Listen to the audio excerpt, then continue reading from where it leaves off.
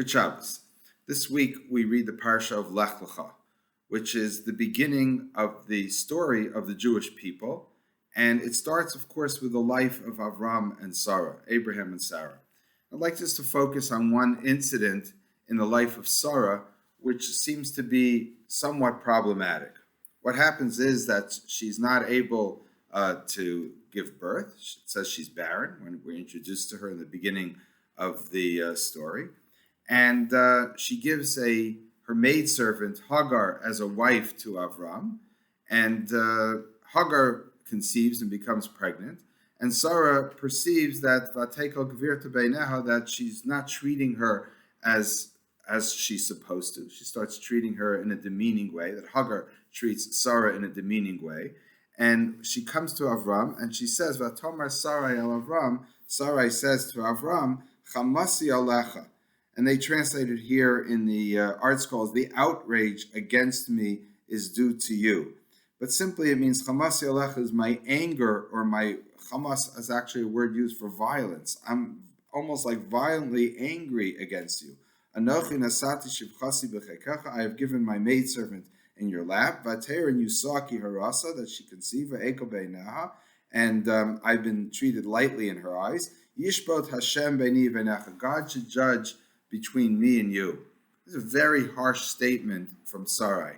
And many of the commentaries have a hard time dealing with Sarah's outburst, right? We think of Sarah as the righteous foremother of one of the foremothers of the Jewish people. We see her as someone who is accepting God's will and leaving her family behind and moving to Canaan, the land of Canaan. We see her actually not only that, but she willingly is the one who offers to give Hagar as a wife to Avram in order for her to conceive. She doesn't complain beforehand about her lack of conception. She seems to be completely and totally righteous.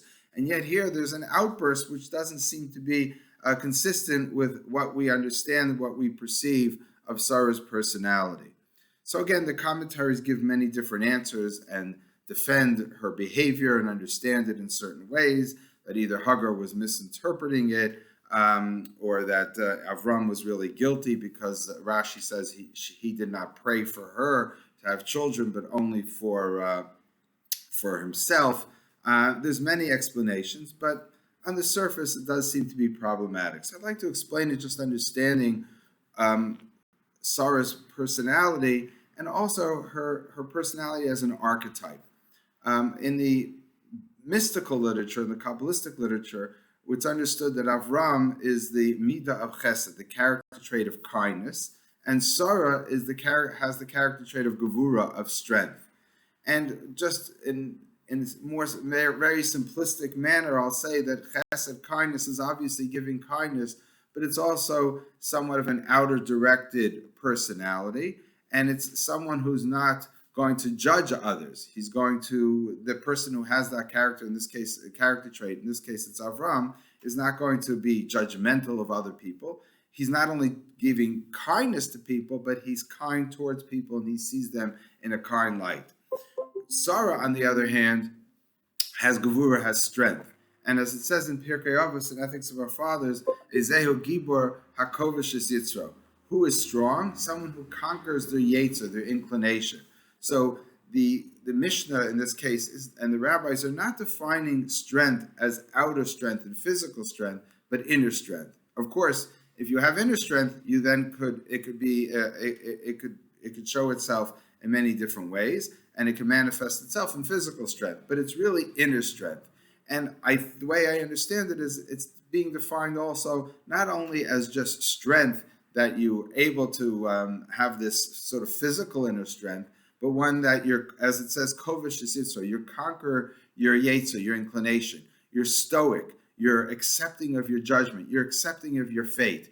And therefore you have a more passive personality, not complaining, which is of course not going to be consistent with what we see here, not complaining, and someone who's willing to accept anything that's thrown upon them. So therefore, in the first story of Avram and Sarah, in the beginning of the portion, we have Avram goes down to the land of Egypt with a famine, and he brings Sarah with her.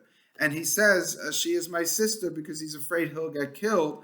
And Sarah doesn't say anything. She doesn't complain. She doesn't have any speaking part. She seems to be passively going along with whatever Avram wants, and she accepts her fate, and she accepts whatever is designed for her by either God or, in this case, Avram.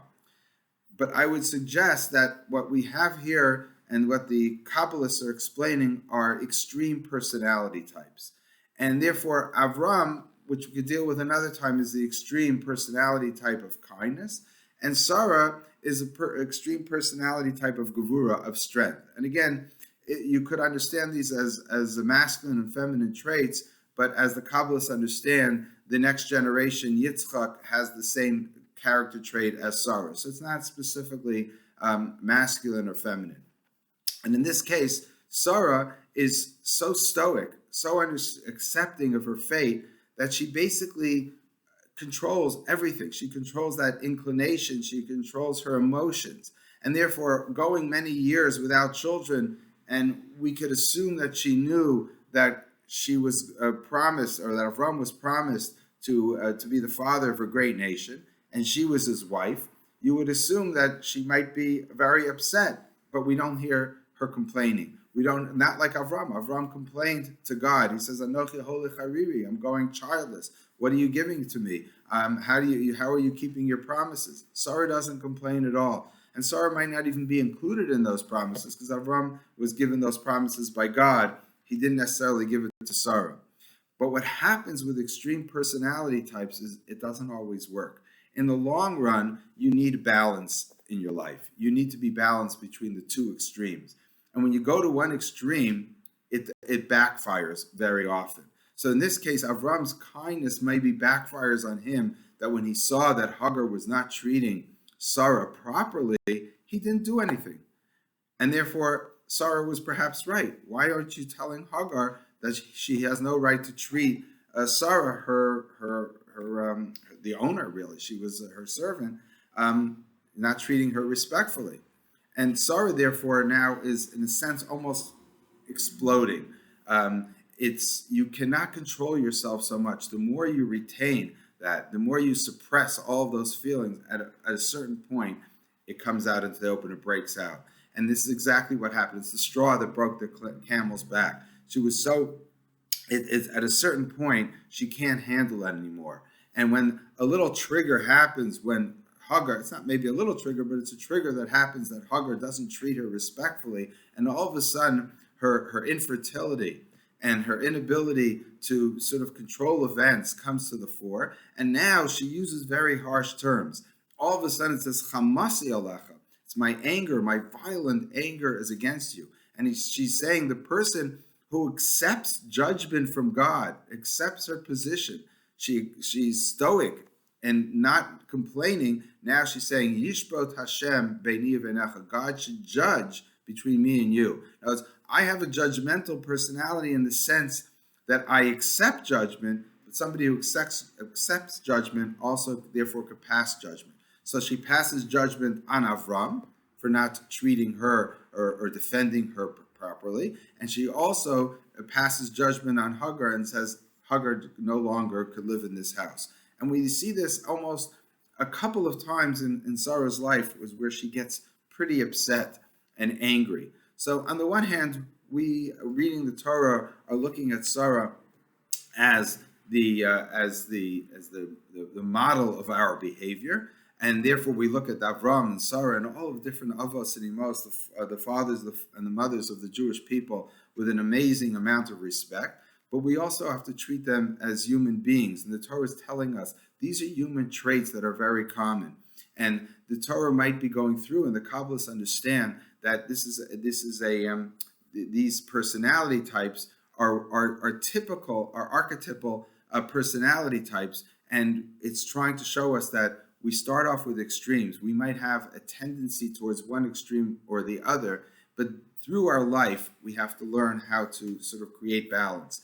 And the only way you sometimes create balance sometimes is when these type of instances happen to you. When you're no longer able to contain yourself, then all of a sudden you realize perhaps that you were too extreme. and you need a little bit more balance in your life. And that's the story of Avram and Sarah and all the other personalities in Bereshis, in the book of Genesis, where it's really teaching us to create this balance. Good Shabbos.